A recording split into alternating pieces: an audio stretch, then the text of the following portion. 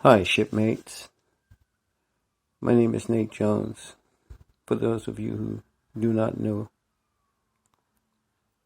but for those of you who have already seen the start of my discourse with you in terms of what I'm seeking to do, I thought that I would show you my raft, my floating device that I am now sailing through life on. Thought I'd give you a first-hand look at where I am and where I'm going from this place, from where I am to where I want to be.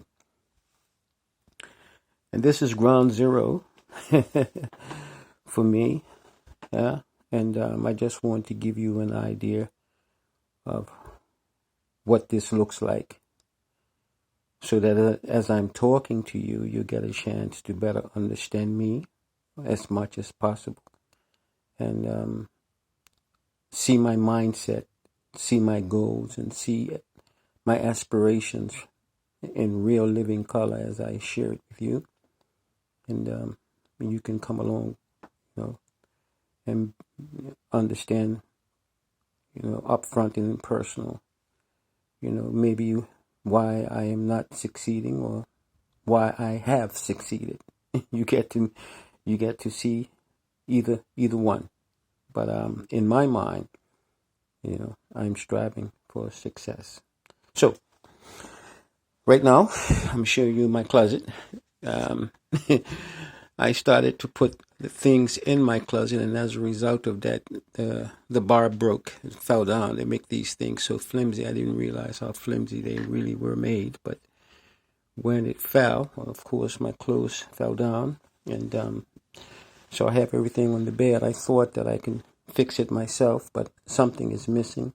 One part of the matter of fact, let me show you this thing here. There's another one somewhere, but I can't find it, and I don't know if I can buy it or buy something similar or whatever the case may be. But as it stands right now, yeah, I can't find the twin to go on this side so that I can actually put back up my bar and of course hang my clothes back up. So that is a minor problem I'm having right now. But to give you an idea of my room, and over there is my desk, from whence my thoughts are written down, and I try to articulate those thoughts to you now, and rather than articulate them to myself. And of course, my altar is my scripture here, which is Psalms 91. This is if you hear the dove in the background, you'll hear a dove cooing and hooing in the background. This is the flower from that dove. I was coming home one day. Actually, I was getting ready to go to work, and I saw the gift on the ground directly in my path, and I cherished that dove's feather, and I placed it in my altar. Because I am so thankful to God for that. And also, this is another feather. It's a bird's feather. And this came from my job. What happened was on my job, I was asking God, where was he? Because I work in a factory where I sort grapes. And I was sorting my grapes, and it was all nothing but machines going on in the background, and the people really don't get a chance to hobnob or talk with one another, and especially with me, because I'm a type of person that I mainly like do my job and stick to myself to a great extent. So in the midst of that, I was basically asking God, where was he? Because I knew he is there, but I would like to know exactly where he was. And as I was sorting through the grapes, I saw this particular feather, which is a feather of a sparrow. And one of my favorite things about God is that his eye is on the sparrow. So every time I see sparrows, I know God is near. And it's just my personal mindset toward God. And so when I saw this sparrow's feather mixed up in the grapes that I was sorting, I cherished it so much that I brought it home and I put it in my altar, to remind me of God's presence, being here with me and so forth. So that is my altar, sort of thing. I have, my devotion book, which I have over time. I keep myself grounded in the Word and keep myself grounded as far as my thoughts and so forth. And then the rest, of course, is what I'm sharing with you in terms of my business plans and my opportunities to advance and so forth and so forth. Yeah. So this is my raft. And outside here is the birds, where the dove sings to me mornings and so on and so forth. And when the spring comes, you hear the birds really going at it and so on and so forth. And so this is where I do. This is my world at the moment, and this is really what's going on. The one struggle that I'm having right now, is trying to organize myself with the intent of moving forward.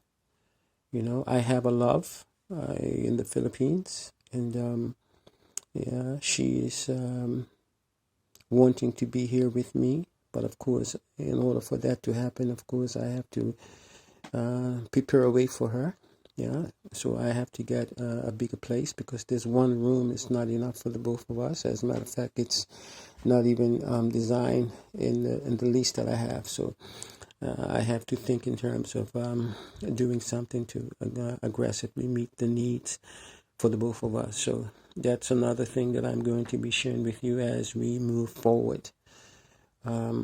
Again, I want to take this opportunity to thank you for taking the time out of your busy schedule to come and join me on my raft.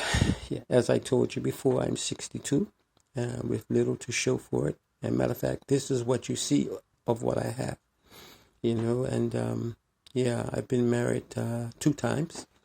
The first time, the marriage lasted about 3 months.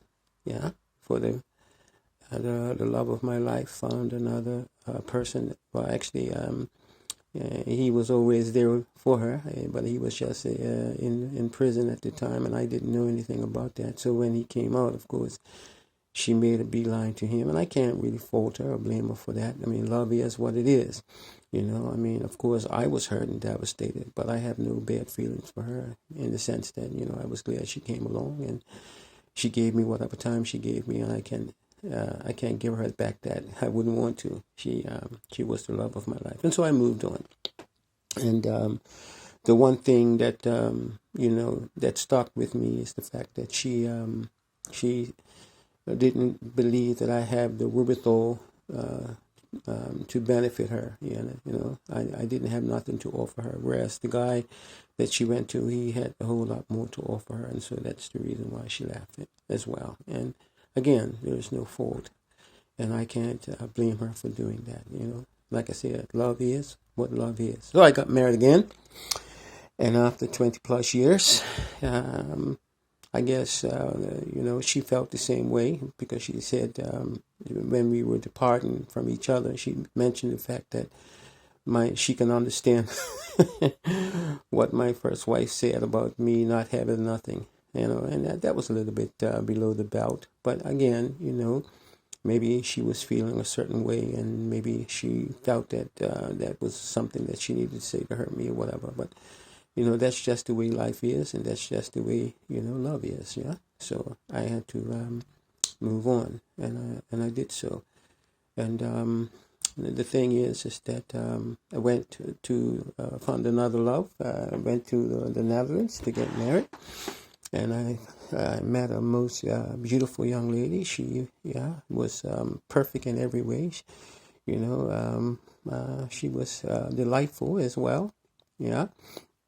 But the thing is that I didn't think that she was as into me as I would have loved for her to be, and not no disrespect to her or her family. The thing is that in order to be married, you have to really, be compatible to the extent whereby you can honestly say, look each other in the eye and say, yeah, this is it. And so we came to the conclusion that I don't think that would be a good idea to do, to get married.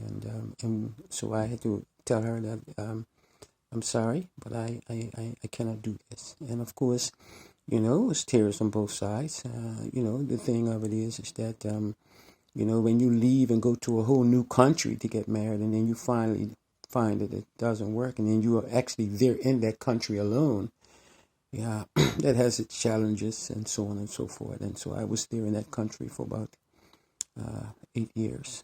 And in the midst of being there, I was homeless. I didn't have anything. And this striking young lady decided that she would befriend me, and she did. And she began to get close to me, and I told her that I don't have any money, I don't have anything to my name, and I told her that I was stinky, street smelly, but she told me she had soap, and she was willing to take a chance on me, and she was willing to give me her best, even notwithstanding my present circumstance at the moment. Yeah. And I was able to find a job, and as a result of that, I visited her and her family in the Philippines, and they found them to be very warm, welcoming, and they treated me with respect. They treated me with kindness, and the relationship began to blossom from there.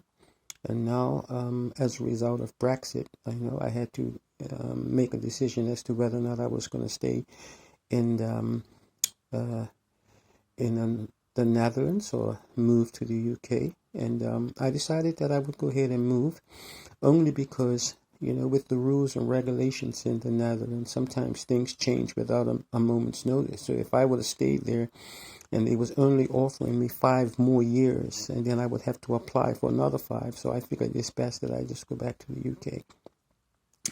Mainly because I speak the language, and another thing is the type of business that I do. I felt that it would be in my best interest to move, so I did move, and I came back here to the UK, and all of my stuff that was in the Netherlands, my beautiful coats and my stuff that I cherished, I had it at a friend's house, and when I got back here and found that she couldn't hold that stuff, and so. And I couldn't bring it because, like you see, I only have one little room, and so she sent it to the Goodwill, and I just cried to think about my stuff. It's going to the Goodwill, but that's just life, and that's just how things are, and it's not a real big issue because what I had I can replace, so it's all replaceable stuff, so it's no problem. So I'm bringing you here with me. I'm been here a year now on this job. I don't have much to show for the year that I've been here, except that I'm, able to matriculate and live. So now it's about movement now, yeah? And I'm giving you a front row seat to that movement. And, I am very, very extremely thankful. My niece blessed me with the cover to my bed. There's covers, the colors, and if you look on the wall, the color scheme is the same color scheme as my bed coverings. Except for the blue that I just purchased the other a couple of weeks ago. But my point is that God has a wonderful sense of humor, and this is His way of letting me know that it's heaven approved where I am. I'm where God would have me to be, and that's a good place and a good start for me. And so I take this opportunity to share with you the me that I am, and the me in which is in travel to something else, and hopefully by God's grace you get to see it in living color as I share it with you. My more and my goal to more. I have a losing record, according to my faithful friend. But losing is not a bad thing if you can learn from what you from that loss. And hey, come with me and let's see what the end's going to be. My name is Nate Jones. Welcome aboard.